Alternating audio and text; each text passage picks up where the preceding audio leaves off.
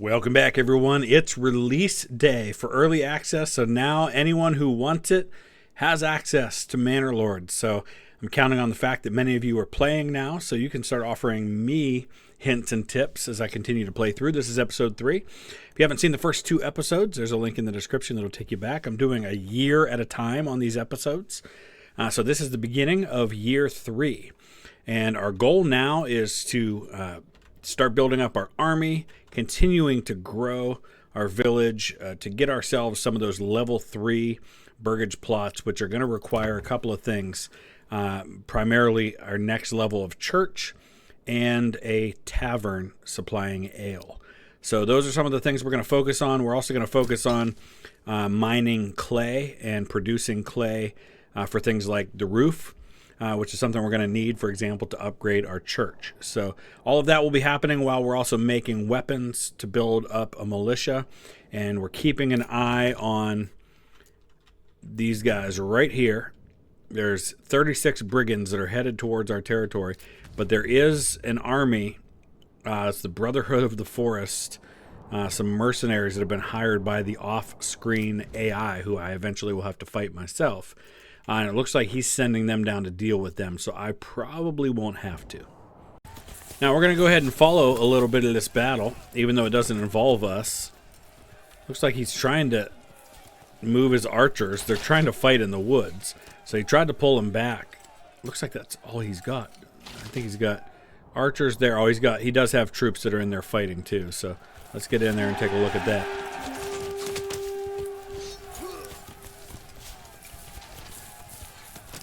Looks like the brigands actually drove off his mercenaries. That is probably not good, because I don't think these archers are really designed for melee combat. We may have to go in and help them. Alright, let's pause for a second, because I think we're going to have to call up the... I do have a few archers of my own, but not many. I've only got 20 spear militia. I don't know if that's going to be enough to deal with these guys. I might wait and see what happens here. Well, they caught up to his archers. I don't know that they're going to be able to handle this. I think we're going to have to go in and help. So let's go ahead and call up our troops. And in order to do that, we have to set a spot for them to rally that's within our own territory. So we're going to go right there. Oh, I need to have 5 equipped recruits before I can send in the archers. So those are not going to be able to go. And I haven't built my manor yet. So I thought I had started building the manor, but I don't think we've completed it, which means I don't have a retinue yet either. Okay, no sooner had I said that than our manor was completed, which means we do now have a retinue. It's only 5, but they are ready to rally. Problem is they're not going to be able to get there in time to catch up to my my spear militia, which I just got into place. Their effectiveness is only 57%. It'll go up as they rest, because they were running, which I should have turned off to begin with. But we're going to wait and see what happens over here. Actually, it looks like they may have defeated them, so we might be off the hook. I don't see the enemy anymore, so he sent in 2 more units of mercenaries just to be safe. And you can kind of see them chilling here with their clubs. Okay, so here's our manor. We're going to go ahead and refuel them, make sure they have a little bit of a fuel reserve. Taking a look now at the taxes. The 2 that are currently available to us, others will become available as time goes on and as new things are unlocked, is land tax, which is where we're going to tax our citizens directly, and that's going to start to build up our treasury, which we can use for diplomacy, hiring retinue and mercenaries, as well as settling a new region. So we'll talk about those things as we get there. So we're going to do a little bit of a land tax, and you can see the predicted approval loss depending on how much you tax people. Every 10% of tax is a -7 to approval, so we don't want to go too much lower because it's going to hurt our growth. Now the tithe is where we spend a surplus of food to give us influence, and that influence is going to be used to make claims on territory in order to conquer it. So we have to be careful with that because I don't have a lot of extra food right now. So we're not ready yet to start doing the tithe. That'll come later. Our mining pit is complete, so we're going to get a worker started on that. But now that means we're also going to want to have the ability to produce that into something. So we're going to make a clay furnace that'll take clay and turn it into clay tiles. And we're going to put that right next door here. I think, do we have another? I don't think we have a storage place over here. We are going to want to think about some more animals, though, once I get a little bit of money. So we've got some decent money now. I have another trading line that I want to open up here. Let's go to crafting materials. And actually, it's not that. We're going to stop exporting leather for a little while because we're getting kind of low. Where is it? Oh, we're out of hides. We're going to have to deal with that, too. Let's go ahead and open up a trade route for selling some shoes. We've got a nice little surplus of shoes going right now. Those are worth 8. So even selling 22 of those is going to get us almost 200. That'll be a nice surplus. I wish I had gotten this recorded. It happened just a second ago. One of my villagers started going off about his wife. He said, my wife wouldn't get out of bed this morning because she says her head hurts. And he says, I told her maybe if she wasn't screaming all the time, her head wouldn't hurt. So little things like that just are really enjoyable in a game like this, that just give you that little bit of extra immersion. That's really cool. So speaking of that, I think now is a good time to go ahead and take a walk through our village. It's raining right now, so as you can see, the muddy roads reflect that.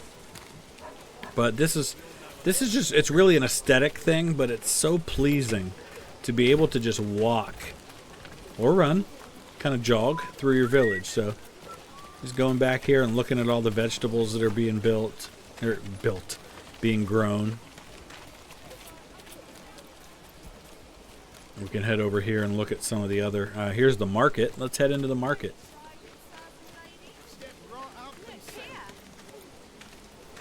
Cheating him? Never. Perhaps he simply does not know how to cook properly. Cheated him? Never. Never. They're all trying to sell me their wares. So anyway, that's just, again, like I said, it's a really cool little feature that really helps with the immersion factor in the game for me. What is this? Is that like an outhouse? I think it looks kind of like an outhouse. I wonder if I doubt I can, but it would be cool if I could climb this ladder. No, it looks like I can just walk through it. Yes, I'm a ghost. So we have enough roof tiles now. We can go ahead and upgrade our church to level 2. That'll take a little bit of time, but we are up to 32 families, 101 people total in the village. We have living space for 35, so we're kind of staying on top of that, but I'm a little concerned about the food factor at this point because we are rapidly increasing the number of people who are consuming food, but we haven't done a lot to increase the production of food other than in our individual plots where we're doing things like chicken coops and vegetable gardens. That's only going to get us so far. Now there's a nice amount of berries here, so I'm going to actually add 2 new people to the forager hut so we can grab those berries faster. And then in the off season we can put them on other jobs like construction. Same thing with the farmhouse. Once we're done with harvesting, I am going to need to get some more fields going, and eventually we need to be able to produce some other things. And we do still need to get our production going for ale so that we can get some of these folks leveled up to level 3. But we're still having trouble with clothing supply. So I'm going to go ahead and start construction on the tavern. We're going to put it right there. And then we'll have to worry about how we get our ale. And the way we do that is actually we can make one of our level 2 plots or homes into a place where we do that. I'm going to level these guys up to level 2, even though they don't have the production ability. This one's only level 1, so we can't do it with them yet. Get a vegetable garden going there. So here's a level 2 that doesn't have anything yet. They can be the ones that are the brewery extension. So we're going to need to make malt for them to be able to make the ale that's going to supply the tavern. So if you ever find yourself in the game and you're trying to figure out how you do something, like for example, okay, I know I need to make malt. Well, how do I make malt for the brewery to turn it into ale? I can buy malt directly, or I can get a place where I can craft malt using barley. And so I can make a malt house then to turn the malt into barley, and that would be cheaper than just importing the malt directly. So that means then I would need to import barley or start producing barley for myself. So let's go ahead and take a look here at industry, because that's where we're going to be able to make a malt house that we can use to make the barley. So road access obstructed. Oh boy. Okay, so you know what we need to do is we need to extend our road a little bit here.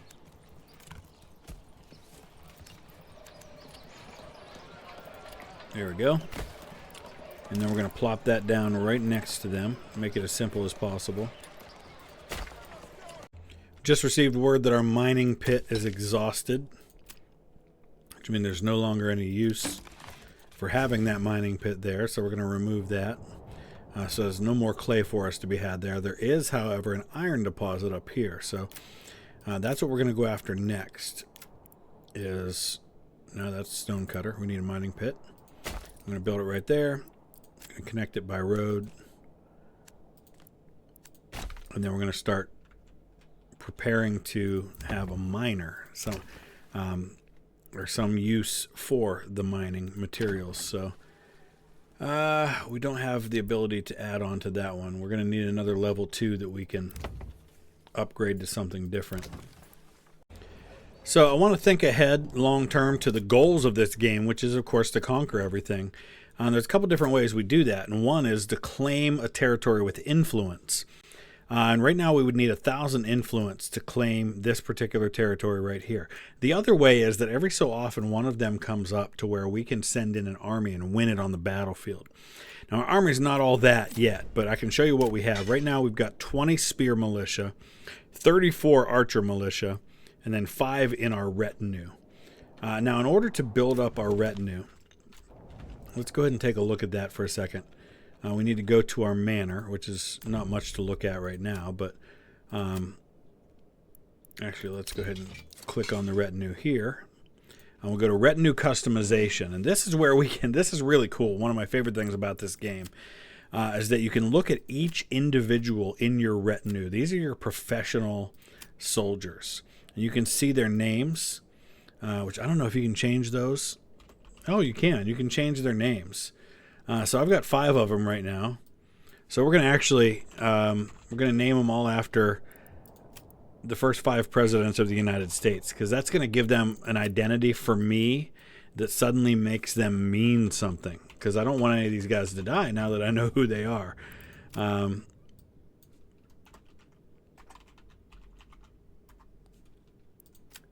then there's a lot more you can do with them besides just that. You can upgrade their armor by importing using the treasury, or you can buy locally, which is only half the price if you have local armors, which right now these guys don't have armor, but would be really crucial to give them armor. You can promote folks to your retinue, which you can't do in early access right now. You can recruit men-at-arms using 50 from your treasury. Then once they start gaining experience, there's an RPG element to this where it's not available yet because we're in early access, but you're going to see all these different ways that you can unlock experience for them. And so there's really just so much that we haven't even touched on in this game yet that I'm really looking forward to. And you can change how they look. You can even change the colors of what they're wearing. Just love all these little details like that. You can kind of change a little bit of what the weapon looks like. You can change what their helmet looks like. Love it. Just love it. So I went ahead for Monroe and bought armor for him. Now look at him. Oh, that's so cool. My man is hardcore. So I'm looking now at one of my level 2 plots. I'm looking at the upgrades we can do. Right now we don't have a lot that we can do as far as upgrades go because we don't have the materials to do that or the money to do it. But specifically what I'm thinking about are shields. And if we do a joiner's workshop, he can start making shields because we're starting to think about building up the military a little bit. Tavern's complete. Though to assign somebody to it, I'm going to have to take somebody from somewhere else. And right now I just don't have a need to assign somebody to the tavern because we don't have the malt house yet. And we haven't, I don't think, started importing. Let's take a look at that for a second. Under crops, we need to start importing barley in order to be able to create the malt.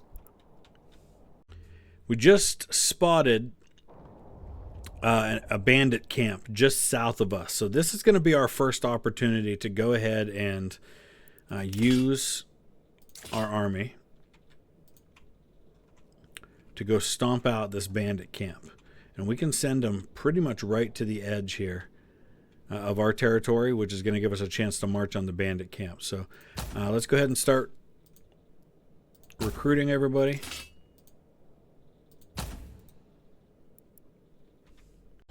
Couple of things here. We've started sending our army into the other territory. There's also a group of mercenaries that are coming to go after this bandits as well, but I'd like to do it myself. And the reason I'd like to do it myself is because you actually gain influence by defeating these bandits. So it's a much easier way to gain influence than by taking food from your people for a tithe. So what I want to do here is I want to get my retinue into a place where they're going to be ready to pounce on these guys while they're engaging my main force. And I want to look and see if I can see the armor that Monroe's wearing that sets him apart from the others. Yeah, there he is. Look at that. I should have bought armor for the rest, but I don't have enough money at the moment to buy armor for the rest. But he's going to be in really good shape compared to the others. Hopefully they all survive. Okay, the brigands are headed toward us. There's only 16 of them, so I'm feeling optimistic about our chances.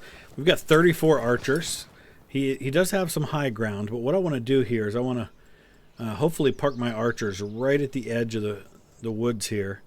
Get them firing on him as soon as possible.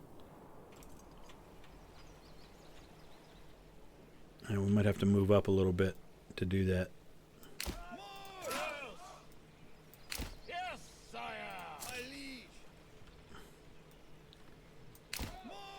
We'll use our spear militia to try and kind of draw him in as best we can. So let's take a look at our options here. Stand your ground. Defense is doubled, but attack frequency is halved. Missile alert. We don't have to worry about that. Push forward. All right. So archer militia. We need them to start firing volleys on these guys.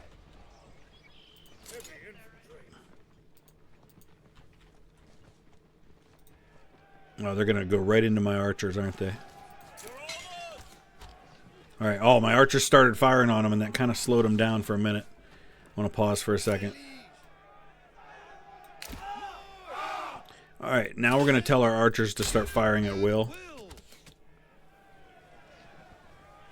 You'll notice, unlike in games like Total War, guys don't instantly start dying.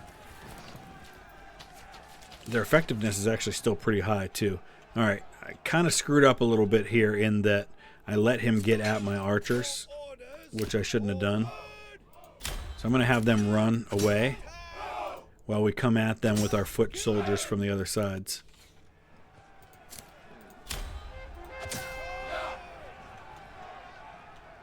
They're not going to get away, I don't think. There we go. Now we're starting to catch up to them. Perfect. Now, we got to be careful here because accuracy is good up close if we're doing fire at will, but there's still the chance we hit our own people.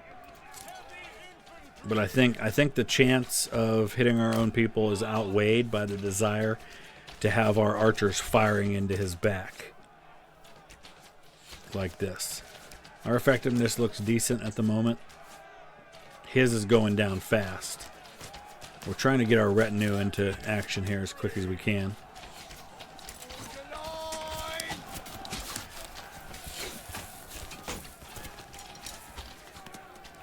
And then I believe once we... Oh, their influence gained. We must have defeated them.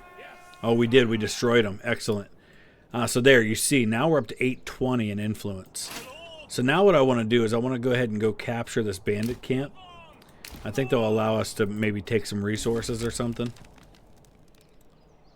And because they're running, they're getting there fast. The malt house is complete as well, so that's good.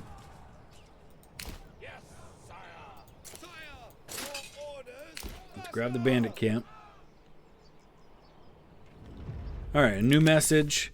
When searching through the enemy's belongings, you find a stash of goods. They could be sent to your people who surely need them, though it is your right to keep them. This belongs to my treasury now.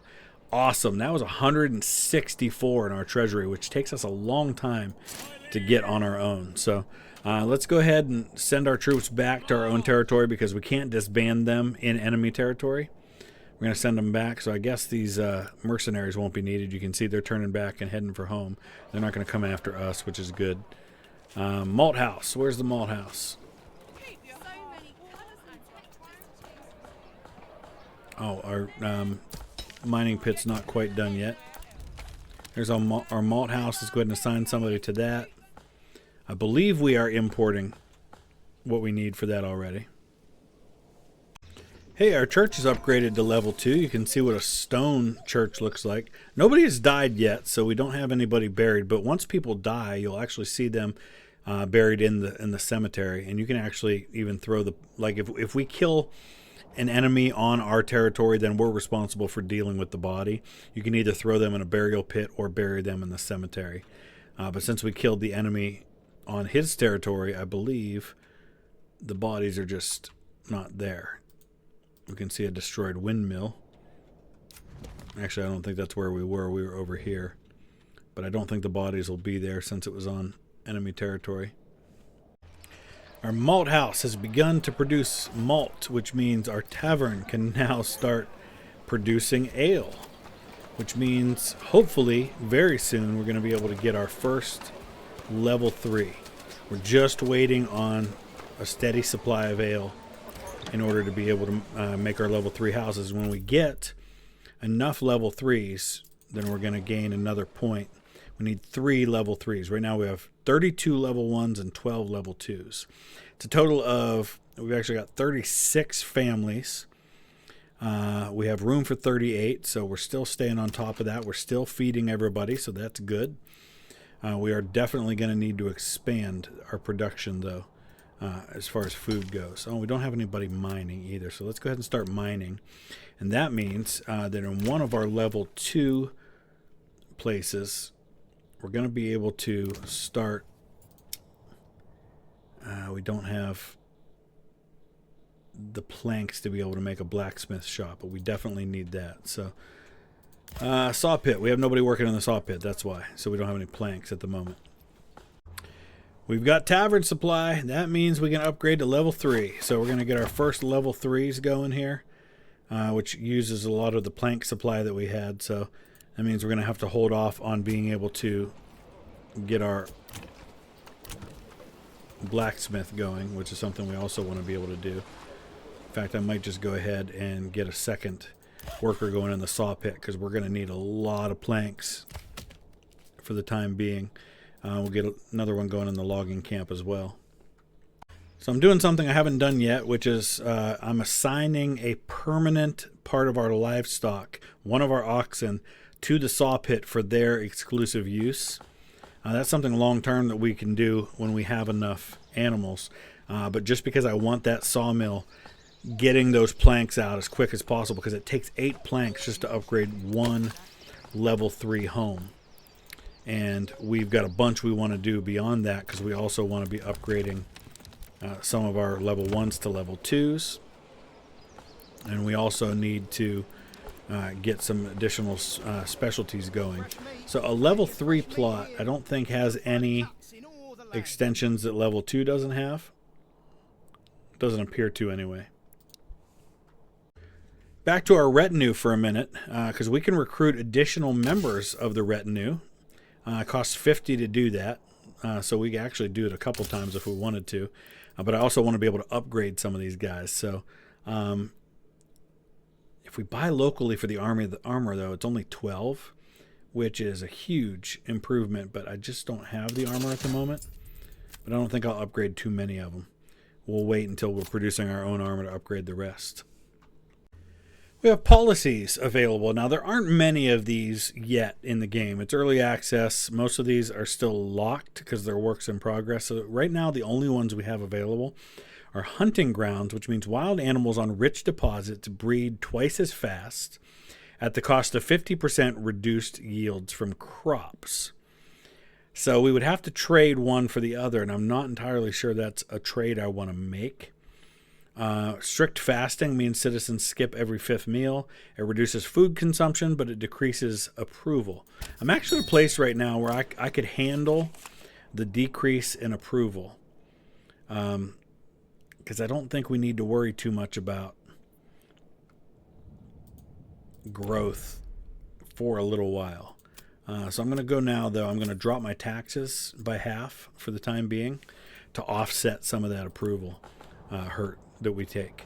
So we're waiting on 2 more level 3 plots. We've got one that's already... Look at those level 3 plots, what they look like, by the way. Fancy. Looking like a Tudor house there. That's kind of the Tudor style. Our second one's being built right now. We don't... Oh, we do have enough. All right, so here comes level 3, or number 3. So these 3 right here are all going to be level 3. Once that happens, we're going to unlock another development point. Just love the satisfying look of these things being built. Obviously, I have it on fast time, but it's still cool to watch everything being built in real time. We're also leveling this one up over here to level 2. A lot of construction going on in the heart of the town right now. Once all of that happens, we're going to be into the beginning stages of our new year. I'm going to probably use that next point to unlock... beekeeping is a possibility that would allow us to create honey, but I really I want to get rye, but we're going to have to unlock orchards first to do that. So we're a little ways away. Fertilization would be nice. Bakeries, I don't think we really need that. So I think orchards is where we're going to go next for development points. It looks like we might be able to now expand. Well, it's not giving me the option to expand the living space there. But let's take a look at our blacksmith. We're going to have him produce sidearms. We could also make tools. We need iron slabs for that. And I don't think we're making iron slabs. I think we need industry for that. So let's go ahead and take a look. Yeah, bloomery turns iron ore into iron slabs. So we need to be able to do that first. And make sure we're connected to the road here, because I don't think we are. Alright, so once that bloomery is done, we can take the stuff we're mining from the iron deposit, turn it into iron slabs that our blacksmith can then use. We're going to need to start getting our farmhouse ready for the next year there. There's our settlement level increase. Let's go ahead and upgrade and get orchardry. So now we're going to actually take some of the level 2s that we're building. And we're going to change them from chicken coops over to... Oh, is it not going to give me that option? I guess now that it's level 2, I can't. What about some of our new level 1s that we haven't upgraded yet? All right, we need 50 wealth for that. And we don't have that right now. So, all right, I'm going to wrap it up right there. We're going to be just about done with year 3. So we got some combat. We're building up our military. Show you what we've got now. We've actually got 7 in the retinue, 20 spear militia, but we're going to start making weapons.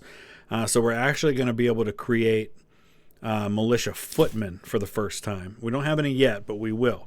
We're also making shields, so that'll help with that. We've got 116 war bows. We need to sell some of those. But we've got 21 archer militia plus another 21, so 42 archer militia, 20 spear militia, 7 retinue. So we're going to slowly build up that militia. So let me know your thoughts. If you're starting to play the game, what have you learned that you can share with all of us to help us all play the game better? Thanks for watching. We'll see you again soon with episode 4.